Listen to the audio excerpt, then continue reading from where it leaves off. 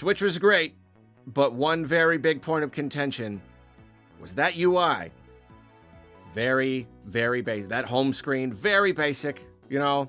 It's just a bunch of icons, and that's it. Light mode, dark mode. No music, no themes. Where's the charm? I know, it was a big thing. And, you know, we figured that this was probably done out of necessity because the Switch just didn't have a lot of juice.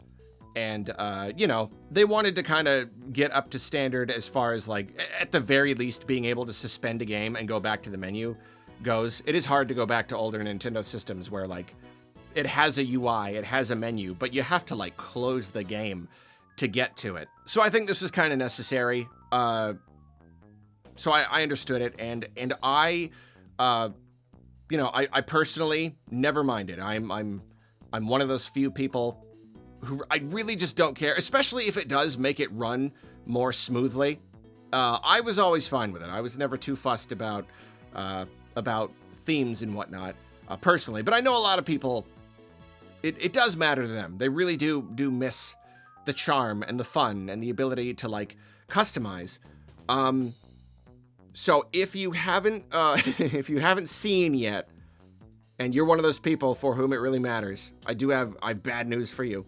And it's that apparently, I mean, I don't know what I expected. I don't know if I expected this, but apparently the Switch 2 home screen is, I mean, it's almost identical. It's kind of uncanny. I mean, I guess I get, you know, it's Switch 2. They wanted to carry on with the Switch, the branding, the identity, and everything. But I think maybe I did expect a little bit more flair than this. It really is the same.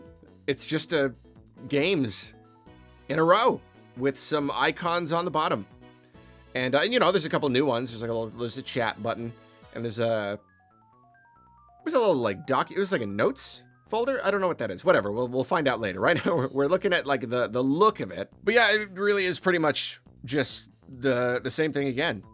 And yeah, it is a bit surprising because we got a lot of extra juice now. I mean, the Switch 2 is all about better performance, more features, all that stuff. So it is a little strange. And once again, I will say, this doesn't really bother me. I really like a simple menu. I hate what has happened to the menus and the home screens for the other systems, pretty much starting since, like, I mean, even way back on, like, Xbox 360, they had a really simple layout, and then they updated it to be worse. You know, you put more stuff on the screen to confuse the player and get them lost, and so you can put more advertisements in their faces. It's kind of like at a grocery store, how you put, like, the most, like, common necessities way in the back or in weird places to kind of force them to browse so they're more likely to buy stuff. That's basically what all the others have done. And it's gotten a little bit better, but I love this. It's a video game system. I just want to turn it on and I want to see my games. I hate the other systems. You still have to, like, go to a separate tab. You have to hunt for your game collection. I like this. That said, though, yeah, it is pretty plain.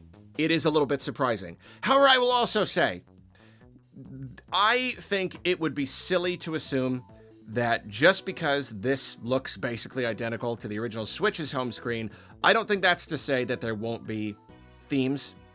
You know, I mean, I'd almost bet money on it that even if it starts this way, down the line, there's no reason not to give us themes, some kind of customization, decorations of some kind.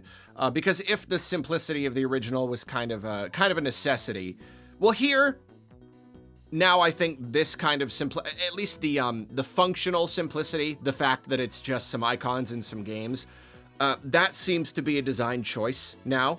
Okay, that just seems to be what they want this to be. And you know what? I think it makes perfect sense. It's a handheld. We forget that. We forget that sometimes. Isn't it kind of nice if you're playing handheld and the screen is a lot smaller than a TV to just have a little bit simpler of a display? Whatever the case, though, I mean, I'm almost sure that they will give us themes of some kind. Like, why wouldn't they? And And if that's the case, then there you go. Is it really a problem that it's really simple as long as at some point we can put some kind of themes in? I mean, especially because they could just sell them to us. Didn't the 3DS have like themes that you could buy? I'm pretty sure. It's just another thing to sell to us. So like, of course they're going to do it. Now that they can, now that they've got the hardware juice to back it up, I'm sure they will. Will they ever put music? I don't know. I mean, they could sell us that too. Sell someone just an MP3 that plays when they turn on their Switch. It's literally just free money. But that's that. That's the home screen. Perhaps slightly surprising, but whatever. There's plenty of time for them to reveal more stuff, and of course to release updates down the line. I really hope they don't hold back on us. Just give us folders. I'd like that confirmation. Took way too long for Switch to get folders.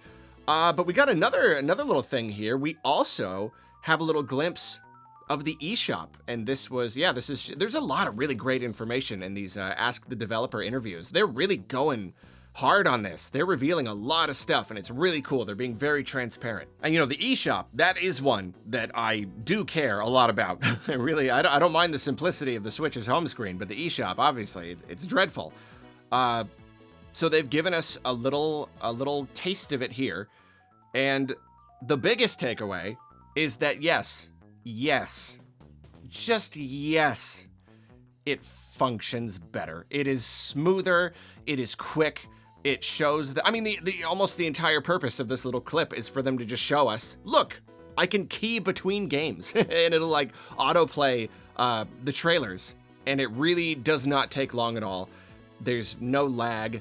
It only takes each video like a second or so to boot up, and they're flicking between games very, very easily, and that's, I mean, I didn't expect any different. I really did expect it to be better. I wasn't, like, afraid that it was still gonna be bad. They've had so much time to update this stuff, and, like, come on, there's so much hardware power in here. There's no reason not to believe that the shop is gonna be better. But it is really, just really nice to see.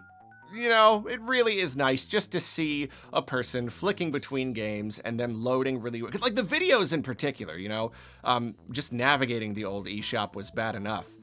But sometimes the videos just like wouldn't load. They would just not. It's just like, yeah, my internet's fine. It just won't, or like it'll just stop and buffer every like few seconds, so it's like unwatchable. So this is nice. And then, what's another really big criticism of the Switch eShop? It's that it can be a little hard to find new games, especially with all of the trash just flooding the shop.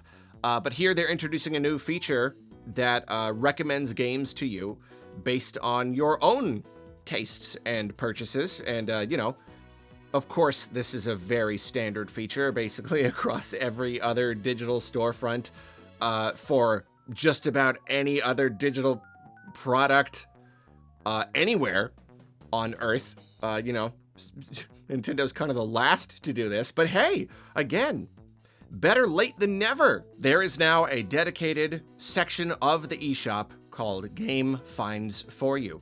And that's it. It looks for games that it thinks that you'll like.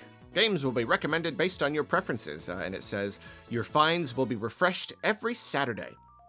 That's cool. This is going to be really particularly good for just eShop games, indie games. You know, amazing indie games are coming out just all of the time.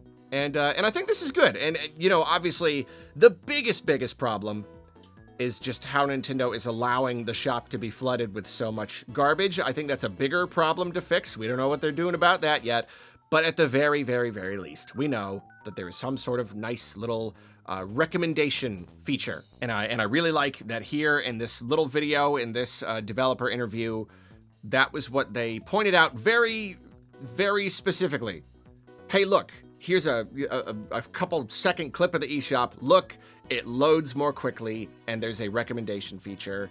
There you go. And I think it's another case of many of them really targeting areas where the Switch was weak before and doing a lot to just very purposefully show us that they are improving. And I think that's great. I really think that's great, especially with these dudes helming the Switch 2. I think they're overall doing a pretty darn good job. of just cleaning stuff up, you know, getting it all looking better and showing us how cool it's gonna be. Oh, and I just noticed the wish list is now on the left. Thank you. It did not make sense that I had to go into like my user settings, my profile, to then see the wish list. Having it right there, because I would go to my wish list a lot. That's a great way to see if anything on your wish list is on sale. So again, having it right there on the left, that's terrific. That's great. That is just a pure improvement. Thank you. Now I can finally see much more easily when Call of Duty Warfare Zone Modern is on sale, because, you know, gosh, the screenshots look so good. Like the art advertising the game, it's crazy. It almost doesn't even look real